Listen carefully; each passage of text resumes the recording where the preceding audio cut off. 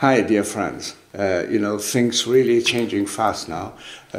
Last time we talked about the national security law imposed, so to say, by force from Beijing to Hong Kong. And now we can see a kind of counteraction from Washington. Okay, and the counteraction is in Washington. They just passed a new law called the Hong Kong Autonomy Act. Yeah, that was passed with I think absolute majority, and both in the Congress and Senate and so on, and also the American President Trump has also signed the executive order to execute according to this law. Today I signed legislation and an executive order to hold China accountable for its oppressive actions against the people of Hong Kong. The Hong Kong Autonomy Act, which I signed this afternoon, passed unanimously through Congress. This law gives my administration powerful new tools to hold responsible the individuals and the entities involved in extinguishing Hong Kong's freedom. We've all watched what happened. Not a good situation. Today, I also signed an executive order ending U.S. preferential treatment for Hong Kong. Hong Kong will now be treated the same as mainland China. It was, in a way, a bit surprised because he went probably even further than many people expect. Because most people were expecting that he would just take away the favorite status of Hong Kong, so treat Hong Kong be treated as any other city in mainland China in the same way. And then people expected he will only punish the officials, and that is to sanction them. Yeah, but now he said that all officials, banks, companies, organizations, individuals who jeopardize or disturbed or sabotage the autonomy of Hong Kong will be sanctioned. That is a much, much wider punishment than most people thought in the beginning. So that means, I give you an example.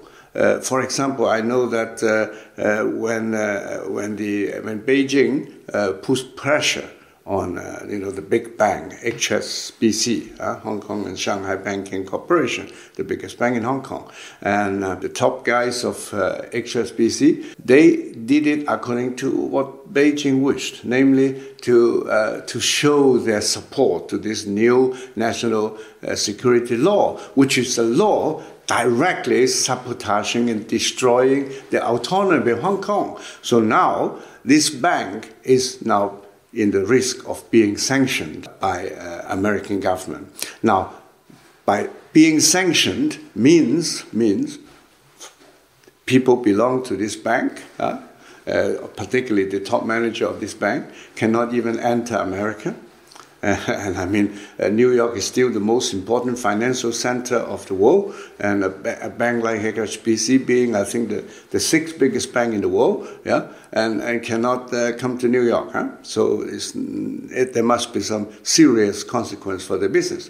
And also, the wealth of these people, I'm not saying now only HSBC, because you say all officials, banks, companies, organization and even individual. So all these people in organization who have wealth in America in form of money in the bank or real estate or investment in whatever will be frozen by the US government.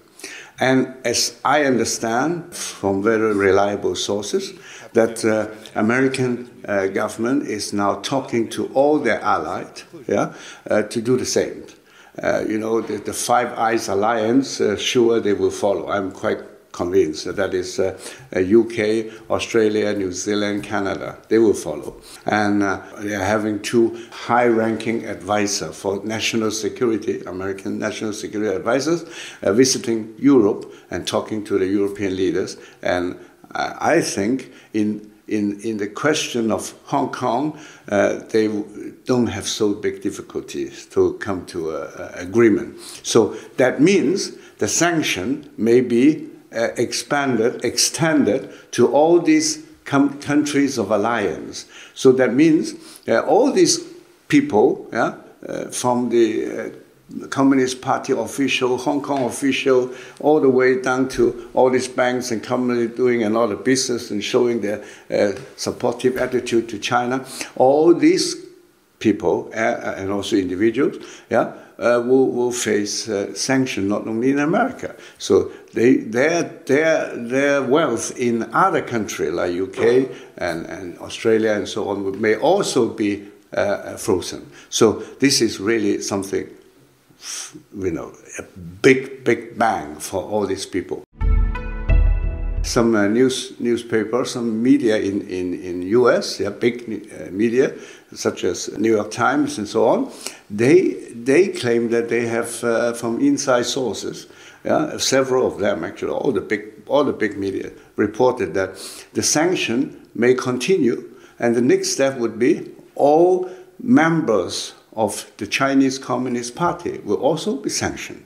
Well, that will be a big hammer. That is 90 million people will be sanctioned. And this is probably, although it's not confirmed, but I personally believe it's very possible, because you remember I mentioned the Chinese industrialist from Hong Kong, Mr. Elmer Yuen. He has launched his campaign of pushing for a movement of heaven eliminate CCP.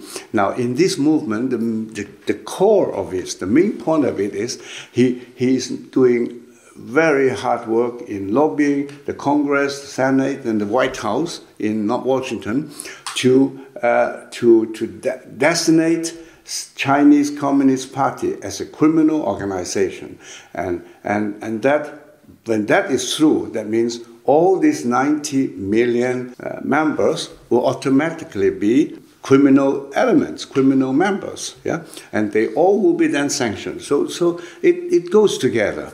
And actually, recently, Mr. Elmer Yuen also mentioned, maybe those who have managed to declare their quitting the party, they may be, so to say, not be punished by the sanction.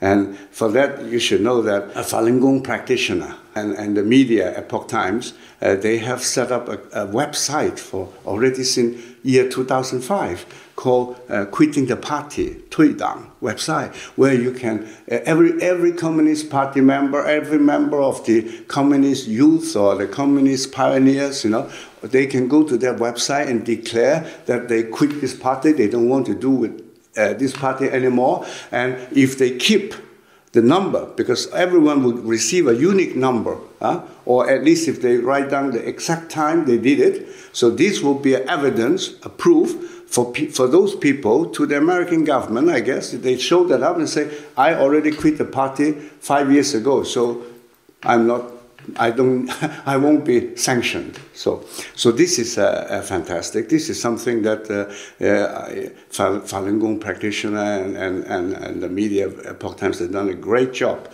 And by the way, Falun Gong practitioner has been now persecuted for 21 years. In a couple of days, it will be 21-year anniversary. And I just got another news, insider news. Almost 600 high-ranking parliamentary members and other politicians all around the world from about, I think, 30 countries have signed a joint declaration to condemn the persecution of Falun Gong. This is also something new. The world is changing fast. And another big potential big change will be actually in the South China Sea. You know that I mentioned last time already that two group of warship led by two aircraft carrier of America are now already in the South China Sea, and the UK aircraft carrier is on the way to the South China Sea, and a third American aircraft carrier is on the way from California to the South China Sea. So, as I understand, they have already militarily well prepared. I mean, the Americans. Yeah. So that's why, for a couple of days ago, Secretary of State Pompeo made a very tough statement. It's not China's maritime empire. If Beijing violates the international law and free nations do nothing, then history shows that the CCP will simply take more territory. That happened in the last administration. That is based on the fact that for a few years ago, Philippines actually sued the Chinese government for that, and they won. They won the legal process at the International Court in Den Haag. But, you know, as usual, Beijing regime just refused or ignore the decision of the International Court in Den Haag. But the other country, they respect that decision. So Philippines claim for their islands, Vietnam claim for their island, Malaysia claim for their island, and so on. So, and America now, this time, not just saying that America will safeguard the free transport of the waterway through South China Sea. This time they say America will stand with all these countries who have a territorial claim there. We will then go use the tools that we have available, and we will support countries all across the world who recognize that China has violated their legal territorial claims as well, or maritime claims as well. And we'll go provide them the assistance we can, whether that's in multilateral bodies, or whether that's in ASEAN, whether that's through legal responses. We'll use all the tools we can. So now, my friends, it's getting serious. But I think, and I hope there won't be a big war, because after all, as I understand, American government doesn't want to have a war. But you know, Ronald Reagan said, President Reagan said, peace through strength. And this is what America is doing. They first show their strength, yeah, and then they say, let's have peace. Let's hope the peace through strength works.